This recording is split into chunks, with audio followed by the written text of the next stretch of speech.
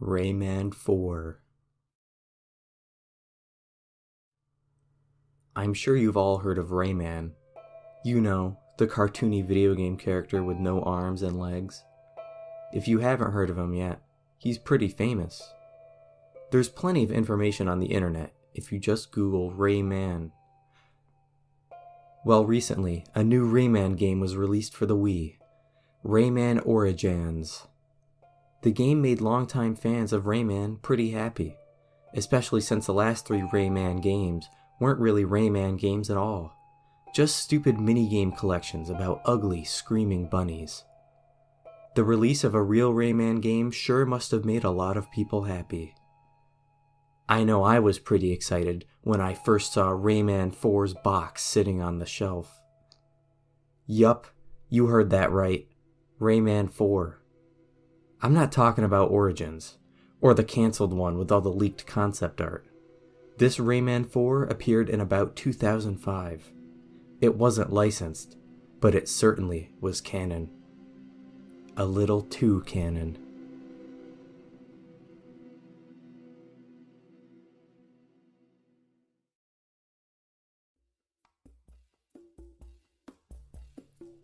I grew up pretty poor. A lot of my clothes and toys were secondhand. The only computer my parents had was an old white box from 1995 that they'd found at a garage sale. I didn't think much of it. It was what I did my homework on. We never had any games for it, and internet access was too expensive for us. I did somehow manage to have a working PlayStation though, probably another garage sale find, and that thing was my life. But since I didn't have any internet, anything I learned about new games came to me the old-fashioned way. Friends, magazines, and Mac, the owner of the video game store down Kohler Road. The first few years with my PlayStation were actually kinda exciting. I'd get my allowance, then run down to the Media Giant, that was the store's name, and dive into the discount game bin, which had the only games I could afford. Then, the PlayStation 2 came out and, well, eventually there were no games left for me to buy. I still liked going into Media Giant though, to find out what other people were playing and to try out the free demos, and that's how I saw the box on the shelf in the first place. Rayman 4 read the blocky, comic booky letters on the front. Lumolution. My 16-year-old eyes grew wide. I had 2 Rayman games for my PlayStation at home. Of all the games I owned, they were by far my favorites. I'd stared at the box for Rayman 3 for a long time, studying the graphics, wondering what the game was like, and wishing for a PlayStation 2 so I could actually play it. What stood out mostly about Lumolution was its box. Instead of being in a long, black DVD-type case, it was in a short, square jewel case, like an old PlayStation game. I remember my fingers trembling. It couldn't be a game that would work on my system, could it? I picked up the box and turned it over. There was no sign of a PS2 logo on the box. Still... Hey Mac, what do you know about this Rayman game? I called. Mac was usually in the back playing video games if he thought the store was empty. Just a second, replied his scratchy voice. The familiar pinging of a saved Pokemon game rang faintly through the air, and moments later, a fat, sweaty redhead came rushing through the door. Which one? Asked Mac as he approached me. I cringed a little. Mac was a good guy, but his body odor...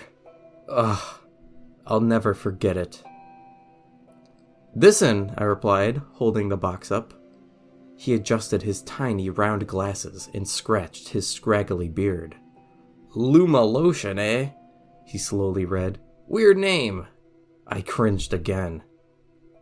It's Lum, not Loom, I corrected. Lumolution. Oh, haha, Max shrugged. Whoops, welp. He studied the box again. I don't know that much about Rayman games. I didn't hear anything about a new Rayman coming out on the web either, but it came in with my shipment about a week ago, so I'll put it on the shelf. Max squinted. Kinda suspicious that it's in a different box. I'm wondering if maybe it's a bootleg. Do you think maybe you can play it on the original PlayStation? Mac took the Rayman box out of my hands and turned it over a few times. Ha! It does look like a PS1 game box, Mac nodded. I've got a PS1 in the back, actually. May as well try one of these out and see what it is. And so I followed Mac into his little man cave. In one corner of the dark, smelly room was a TV and several gaming consoles. In another corner was a computer much newer than mine, black, not white, with an internet window open, glowing cheerfully. A worn couch sat across from the TV, its cushions sagging downward where Mac usually sat. Several empty bags of cheese puffs lay scattered across the floor. Mac pulled a PlayStation off the shelf and blew the dust off it. I haven't played with this baby in a couple of months, he explained, but I don't want to risk wrecking my new PS2. He fiddled with the wires in the back of the TV for a few minutes.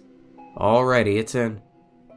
Mac tore the plastic wrapping off of the game cover and popped open the case. The title seemed to be glowing in the dark. Very cool!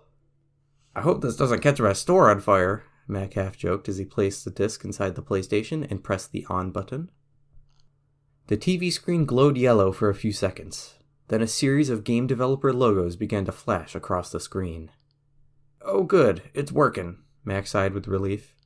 You've got mail, a cheerful voice called from the computer. Hey, you can try it out if you want, Mac told me. I gotta take this email. Might be important. Mac slowly rose off of the couch and waddled over to his computer. I gripped the PlayStation controller in my hands. A new Rayman game. One I could play. I knew my allowance would end up towards something special. Rayman's familiar face filled the screen, contorted in cartoony panic. He looked frantically from left to right, then started running away from the screen, revealing a dark, spooky landscape. He ran around in a circle, crashed into a tree, and fell flat on his back. The words, Rayman 4, Lumolution, faded in slowly on top of the screen, while the Halloweeny organ music played. My heart began to race excitedly. The graphics were already really good. Much better than what I was used to seeing in the first two Rayman games. Actually, despite looking a bit blocky, they seemed better than a lot of the newer games I'd sampled at Media Giant. There was no way this could be a bootleg. Could it? Oh, there we go! Mac's voice made me jump. I'd already forgotten I was sitting in the back of the Media Giant. I just got an email about Rayman 4. Looks like there's supposed to be a Rayman 4 Lum collecting tournament or something coming up in town, and Mac scratched the back of his head. See, I've never really heard of a video game doing something like this before. Like what? I asked, turning around to look at the big, friendly guy. Well, apparently, when you collect enough lums in the game, you get a code. And you take it to the store that you bought the game from, and we give you a form. Then you send it in, and you get a figurine. He scratched the back of his head again. It says the game has a limited release right now, so they can give out the figurines. Then if you collect, 4 figurines, what it says, you can enter the tournament. You just have to bring your figurines and your proof slips to the venue, which it says here is the Sterling Convention Center. I'm buying this, I said, immediately pulling my allowance out of my pocket. I have to play this game. Moments later, I was back home, staring happily at the new PlayStation game in my hands. I couldn't believe my luck. Rayman 4, for the system I had. I nearly broke my controller as I enthusiastically selected New Game. The screen went dark. A whiny, dopey-sounding voice came out of my speakers. He's gone crazy! Frantic music began to play, and a familiar-looking blue frog jogged through a lush forest. Glowbox!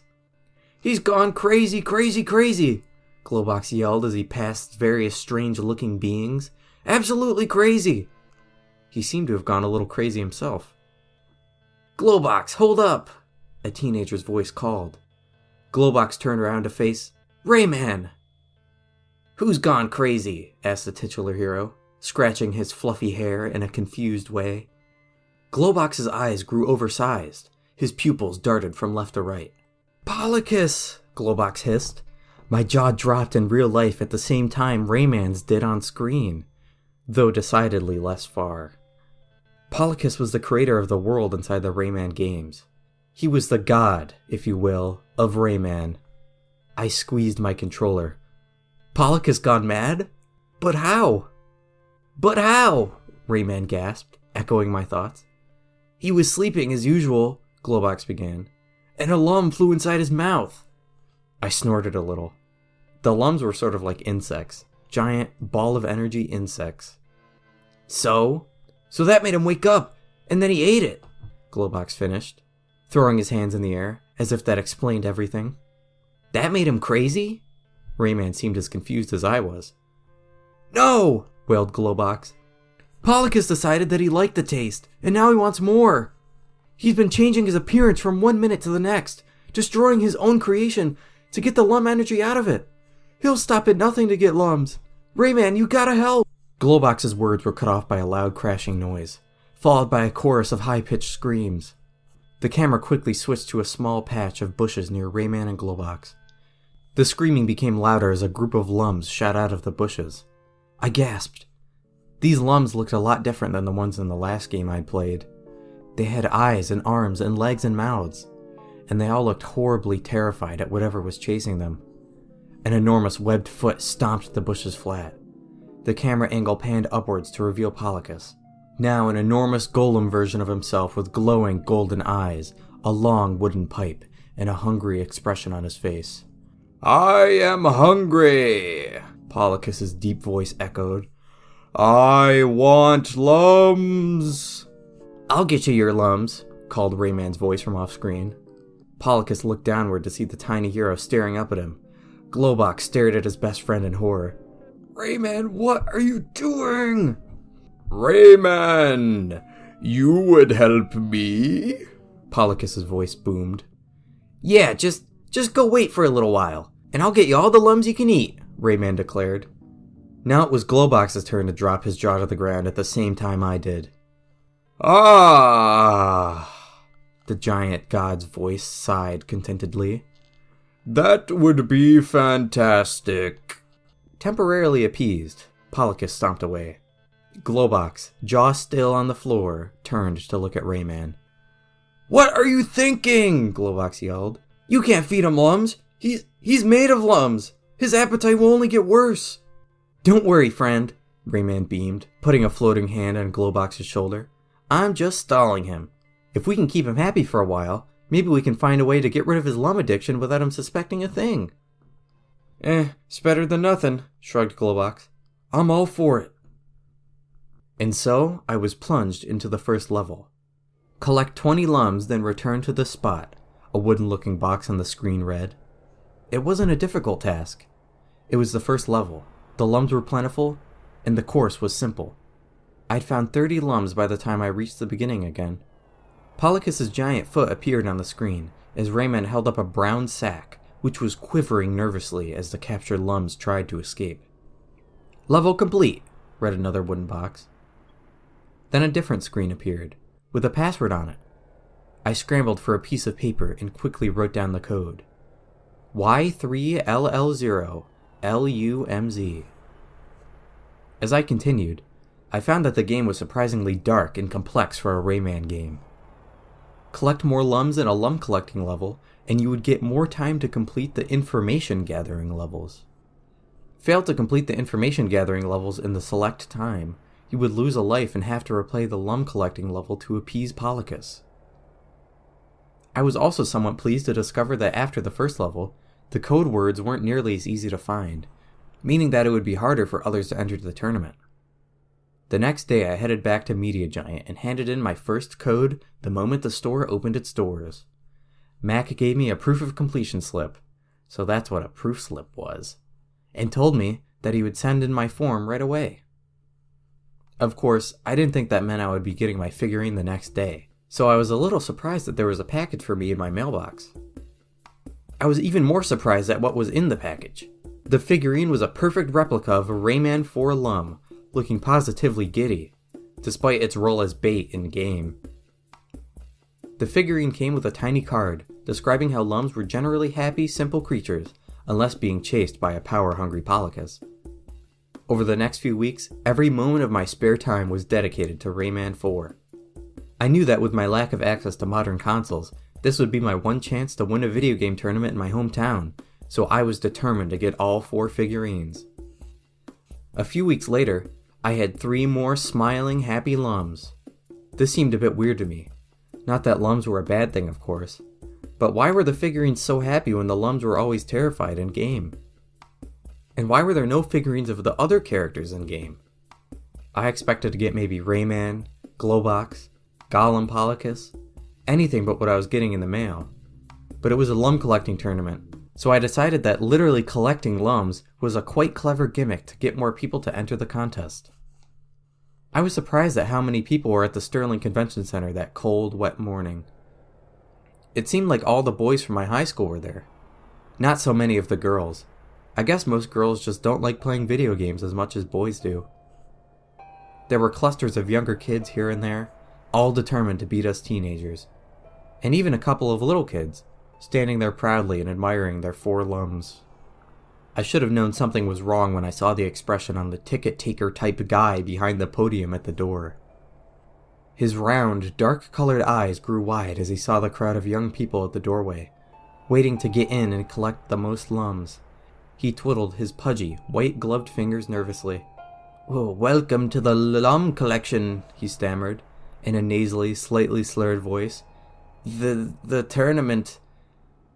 I'm Glenn Baxter, and I'll be registering you." He picked up a glass bottle and took a long drink from it. "If anyone could just form an orderly line and present your Lums." My mind boggled. Glenn Baxter was even rounder than Mac was, and, as I discovered when I displayed my Lum collection to him, smellier too. I hoped that Glenn Baxter wasn't involved too heavily in the tournament, or else I'd faint before I collected a single Lum. His stench was a mixture of foot funk and murky swamp water. His face, which had a red, ruddy complexion, looked slightly green and pale, probably from either the cold weather or his own body odor. The glass bottle on the podium, which he drank deeply from every so often, was labeled Sugar Plum Soda. Fortunately for us Rayman players, Glenn Baxter stayed outside in the fresh air for quite some time as he verified the authenticity of the slips that players without figurines were holding. Those of us who made it past Glenn's inspection, which was most of us, were herded into a large central area by 4 men, dressed identically in long, dark green coats and name tags that read, "Official Judge." "Follow us, please. No straying off unless you want to be disqualified. Keep up, please. The tournament is this way." I couldn't tell which judge was saying what as they led us to the tournament room. All 4 of the men were remarkably short for their age, and they looked and sounded so much like each other that they could have been brothers. By this point I should have known something was wrong, but the tournament area was so impressive that any suspicions I had were completely wiped from my mind. There were several dozen TV sets scattered about the room, each with a PlayStation and a comfortable-looking couch in front of them. Next to each couch was a large side table piled high with bags of chips and juice boxes. A huge banner hung on the ceiling read, "Lumolution." Cardboard standees of Rayman, Globox, the Teensies, and other game characters stood in random arrangement around the room. At the end of the hall was a giant inflatable of Golem Polycus. And, more intriguingly, a small temporary room, placed right between Polycus's short legs. The tournament judges appeared to be doing all they could to keep the noisier contestants away from the room. Welcome to the Lum collecting tournament," a chipper, young-sounding voice called over the convention center's PA. "I'm Raynard Manning, and I'll be your host this morning. If everyone could just gather in front of the Polycus for a few minutes, we can get started earlier." Raynard Manning was a scrawny-looking pale young man with long, neatly combed light brown hair. As he raised his arms to get the contestants to quiet down, his puffy, dark purple overcoat looked much too big for him. "Good morning, all," Raynard chirped into his microphone. "I think everyone's been accounted for at this point here, so in just a few minutes, you'll all be collecting Lums and competing for the championship title." A cheer rose up from the crowd of gamers. I punched my fist in the air and screamed with the others, completely unaware of what I was really getting into. "As you can see," continued Raynard, "there are 55 gaming stations set up around this room. Each PlayStation is equipped with a special version of Rayman 4, created just for this tournament. You all get 1 hour's time to practice and prepare yourselves. When you hear this sound..." A loud buzzing noise suddenly played over the PA, causing everyone in the room except for Raynard to cover their ears. "The tournament will officially begin." There are about 300 of you here today, so you'll all be grouped 6 or 7 to a station. I don't want any arguments and absolutely no fighting. You'll want to save your energy for collecting lums. Raynard winked. The judges will keep an eye on things and make sure they're fair. He motioned to the 4 short men standing next to him, all of which nodded slowly and stoically. Now get out there and start collecting. Raynard Manning blew an air horn and the room seemed to explode as everyone in it dashed to a gaming console.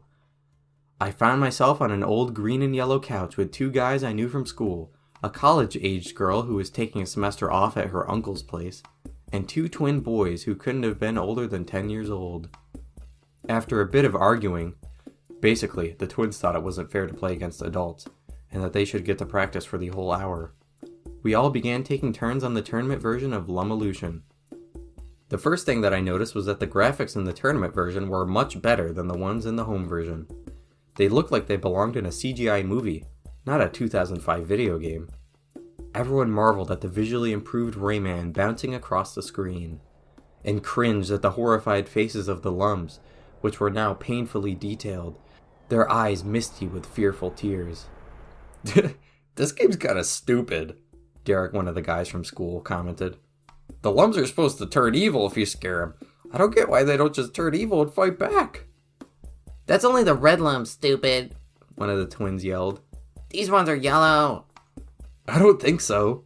He's right, cut in the college girl. It was the red lums, not the yellow ones. I had no idea what they were talking about. Whatever, Derek sighed. Just pass me the controller. The hour seemed to be over much too soon, and the tournament began. The 4 judges walked to each individual group. They all moved as if they were a single 4-headed being, to explain the rules. It's an elimination round, one judge began. Only one of you will be the victor, another explained. Whoever wins is to wait at the bottom of Polycus for the second round to begin, a third went on. And no cheating, the 4th added. With that, they left us to explain the rules to the next couch over, and our group began to play. 2-player mode put both players in the same level at the same time as Rayman and Glowbox. Players collected as many lums as possible, the person with the most lums winning the round. I was secretly pleased to find that the others in my group didn't know nearly as much about playing Rayman games as I did. Derek was out first, followed by one of the twins. Then the other guy from my high school. Can't remember his name anymore. Then the other twin. Finally, it was down to the college girl and me. You're not going to cry if you lose, are you? She smirked. Nope, I'm not going to lose, I replied, giving her an equally cocky smile. We both entered 2-player mode and went for every lum within our reach. At first, she had no trouble keeping up with me, which surprised me, since she seemed to win every other round by the skin of her teeth. I decided it was time to turn my game up a notch and began purposefully scouting out the lums that were more well hidden. Soon she began to make frustrated grunts and groans as I added the lums she had missed to my collection.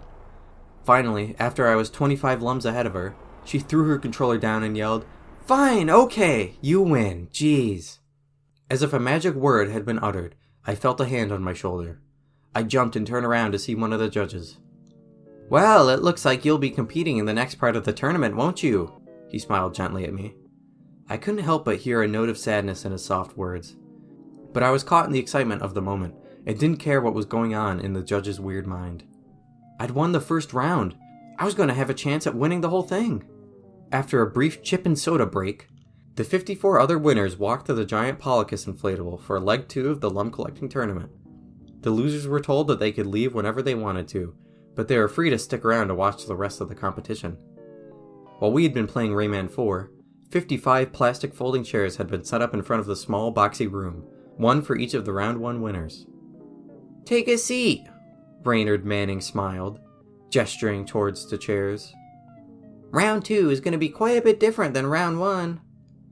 You see, Raynard grinned, pulling out a flashlight from his coat pocket and shining it on his face as if he were about to tell a ghost story.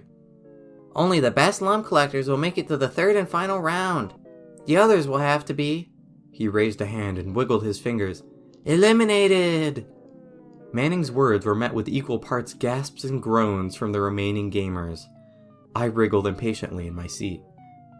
However, Raynard raised one of his chubby fingers, in this round it will be just you against the game. He stepped to one side and motioned to the temporary room behind him. "These rounds will be held in private in Polycus's judging room. If you don't pass the test," the smile on his face suddenly seemed to waver for just a moment, "then you will not make it to the next round." "Would the winner of group number 1 step up to Polycus's judging room, please?" One of the judges, standing by himself this time, called. A timid-looking girl, this one even younger than the twins, stood up from her chair and walked over to the boxy room, where the door was opened by yet another of the look-alike judges. "Right this way, please," the 5th judge half muttered. "I'm scared," the girl squeaked. The 5th judge took her hand, patted her on the back warmly, and led her into the room. A stiff silence filled the air. Would she make it?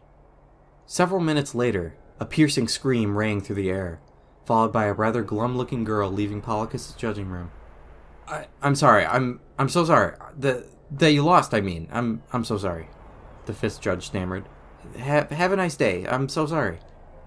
The little girl was silent as she walked slowly back to her seat and folded her arms angrily. "Would the winner of group number 2 step up to Polycus's judging room, please?" Most of the contestants afterward followed the same routine as the first. Total silence in the room, then a scream. Of frustration? I assume that's what it was.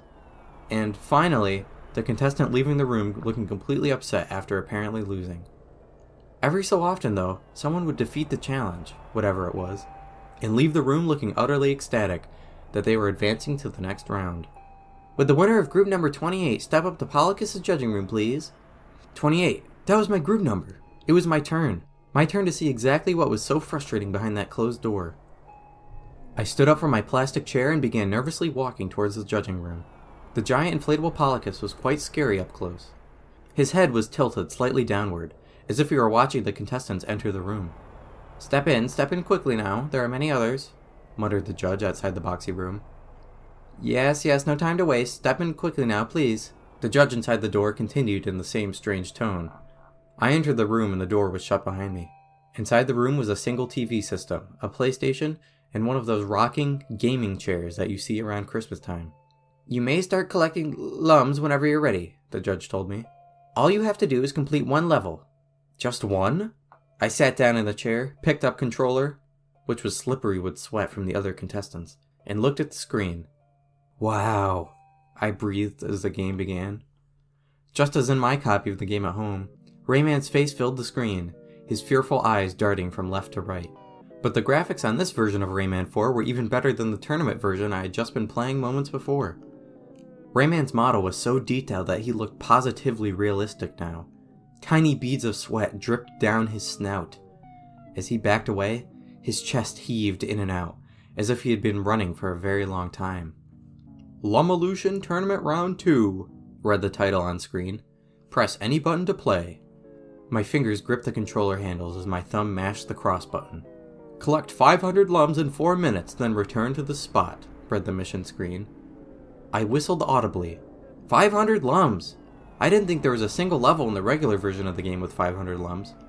But this was a special version of the game for the tournament, so I assumed that whatever level I was playing would be ripe with lums. Rayman appeared on screen, and immediately I sensed something was wrong. No matter which button I pressed, Rayman didn't seem to want to move. Actually, he did start to move. He began to quake, muttering, "Please don't make me do this. Please don't make me do this." I frowned. What kind of game was this? Was there a bug in the system? I turned around to look at the judge. I raised my eyebrows. "Keep playing," the judge ordered, as if nothing was wrong. I shrugged and tried pressing circle, which usually made Rayman jump. This time, Rayman sat on the ground and curled up in a fetal position. "Polycus, I don't want to do this," he sobbed. "I can't do this anymore. There's not enough lums left." A wave of nausea swept over my stomach. Maybe it was the ultra-realistic graphics, but I suddenly felt like Rayman's time had run out for real, and no extra lives could save him this time. "But I need lums!" The voice of Polycus boomed as his giant frog-like foot appeared on the screen once again. I choked.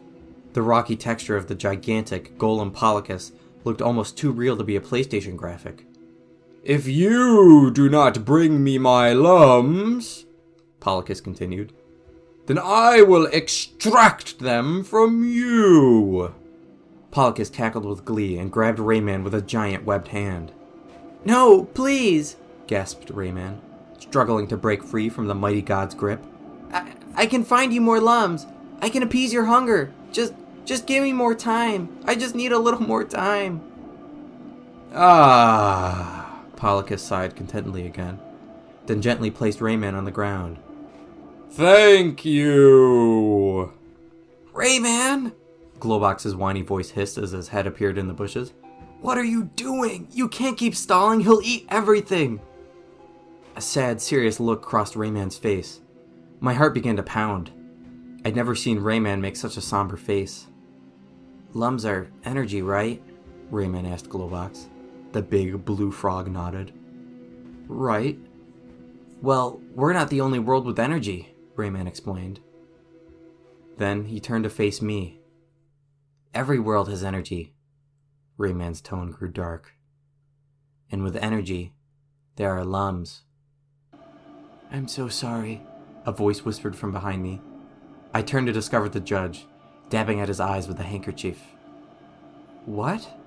I was certain I heard him wrong. "I'm sorry. I'm so sorry," he repeated quietly. "For what?" I asked, though it didn't take me long to find out. The judge pushed my rocking chair from behind, launching me towards the TV. I screamed as I crashed against the screen.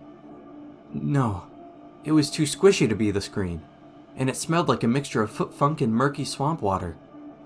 I looked up to see, to my horror, that my face was pressed against Globox's chest. "I'm really sorry we have to do this," he squeaked as he grabbed my arms and held them behind my back.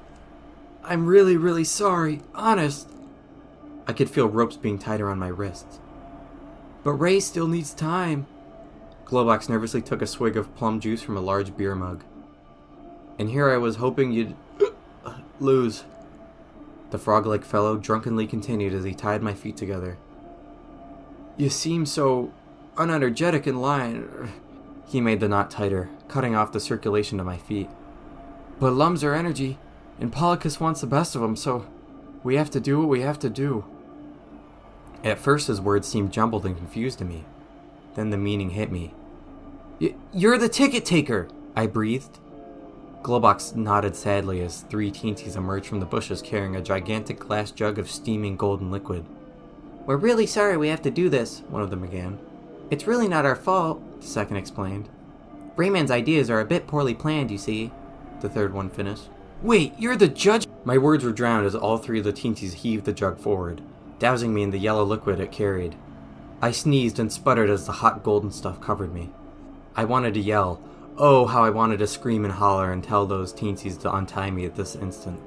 But I couldn't. As the liquid dried, it had become sticky, so sticky that my mouth was quite literally glued shut, so I could only watch in horror at what happened to me next. My arms and legs began to move uncontrollably. First a slight tremor, then suddenly an enormous wobbles, until they finally deflated like toy balloons, leaving me with long, stringy, noodly limbs. Then a violent compressing sensation on my head, as if some giant monster was forcing me to crouch down, down, downward as far as I could go. I scrunched my eyes shut. I didn't want to see any more of this. But I could still feel the unpleasant swelling of my stomach. It was the kind of feeling you get after you've had too much soda, only much, much more intense. The next part is a little hard to describe, but I'm going to try anyway. It was at once the feeling of painful flesh on my back being quickly torn open, and the relieved feeling of something that was trapped underneath cloth finally breaking free. I nearly wet myself as I heard a loud fluttering noise come from behind me. I knew of only one thing that could make that noise. Wings. The sensations finally stopped, so I opened my eyes. They seemed a lot larger now, and looked at my surroundings. Everything seemed normal, except it was enormous. I easily slipped through the ropes that once held my limbs together, and immediately floated upwards, courtesy of my new wings that would not stop flapping. "What just happened?" I yelled, after one of the teensies wiped the remainder of the sticky goop off my now tiny face. Well, actually, it was what I wanted to yell. It came out more like, "Blurby bubbity!" The teensy looked at his companions, who all shrugged and shook their heads. Globox looked at me with tearful eyes once again. "I'm so sorry, buddy," he whispered. "Go off and play. Maybe you'll get lucky and we won't find you for a while." He pointed off into the forest. I stared for a few moments, looking back and forth from the woods to Glowbox, until a sudden exuberance took over my entire body, and I shot off into the woods, laughing cheerfully. Yes, yes! I understood everything now. I was a lum. I had become a lum. And you know what? I didn't care anymore. I was a little yellow ball of energy, and boy, did I feel like a ball of energy. I whizzed through the branches, giggling to myself about nothing, singing nonsense songs and chasing my fellow yellow lums around the tree trunks and under rocks. And I was so happy, so delighted to be full of energy, that I hardly noticed that our numbers were growing fewer and fewer, until the day that I happened upon Glowbox carrying some rope through the woods. I watched him curiously from behind a rock for a while, because I had the strangest feeling that he was going to do something interesting. His shoulders were slumped over, and the sound of a sob quavered in his large throat. From out of nowhere, a strange-looking being appeared and smashed into Glowbox's chest. Without even looking, Glowbox began to mechanically tie up this new being, as if he were performing a task that he had completed thousands of times before. That's when I remembered the tournament, in Rayman 4, and what the fate of all the lums would be if Polycus continued to have his way. I'm not going to tell you how I got out of Rayman's world. As a matter of fact, I'm not even sure what I did myself. How did I get back to normal, you may ask? Well, I didn't. I've been floating around for a while, looking for some way to communicate with the humans, the kind of being that I once was. Eventually, I discovered the internet, and the perfect way of being able to reach thousands of humans at once. I know it's been years since I became a lum, and that there are plenty of new game systems out there, and even a new Rayman game for the Wii, whatever that is. Polycus grew tired of his golem form. He now prefers the body of a massive sea serpent, but Polycus's hunger still continues to rage in the same way, and Rayman is still searching for a way to return the ravenous god to his former peaceful state. So I knew I had to warn everyone. If you ever find a new Rayman game on the shelf, be careful. Know what you're getting into before you play. Alas, my words must end here. You see, lums are energy, and computers run on energy, and my story was so long that I've nearly used all of mine up writing it. Before I die, always keep us lums in mind. Have you ever seen a bright yellow light, but you didn't know what it was? Now you know. It's one of us. Be kind to it. Protect it. Polycus must not know. Now, the world around me is growing dim. So I must bid you farewell.